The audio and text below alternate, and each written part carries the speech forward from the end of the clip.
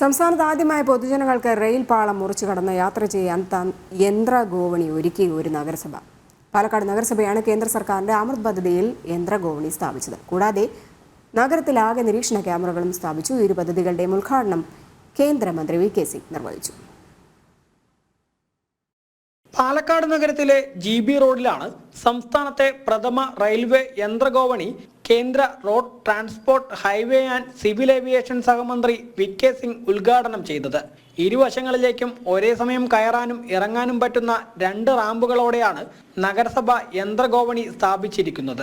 യന്ത്രഗോവണിക്കൊപ്പം കൊച്ചിൻ ഷിപ്പ്യാർഡിന്റെ സഹായത്തോടെ പാലക്കാട് നഗരസഭ നഗരത്തിലെ 55 പോയിന്റുകളിലായി സ്ഥാപിച്ച 170 നിരീക്ഷണ ക്യാമറകളുടെ ഉദ്ഘാടനവും മന്ത്രി നിർവഹിച്ചു. മോദി ഭരണത്തിൽ വലിയ വികസനമാണ് രാജ്യമെമ്പാടും നടക്കുന്നതെന്ന് മന്ത്രി പറഞ്ഞു. India is forging ahead in many ways, and that is why there is an aim that has been laid down for all of us in the country, which is to make India developed by 2047, when we celebrate 100 years of our independence. And this aim should motivate all of us, because it is not the color, caste, religion that makes a difference. What makes a difference is how much we love our country.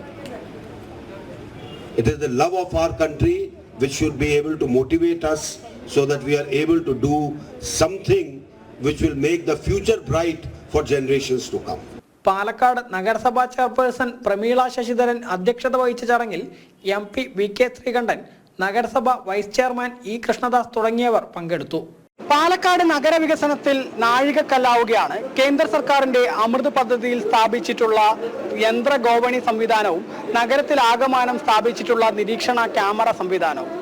സംസ്ഥാനത്ത് തന്നെ ആദ്യമായാണ് ഒരു നഗരസഭ ഇവ രണ്ടും നടപ്പാക്കുന്നത് എന്നതും പ്രത്യേകതയാണ്. ക്യാമറമാൻ PR മനൂപിനൊപ്പം അരുൺ ആലത്തൂർ, ജനം, പാലക്കാട്.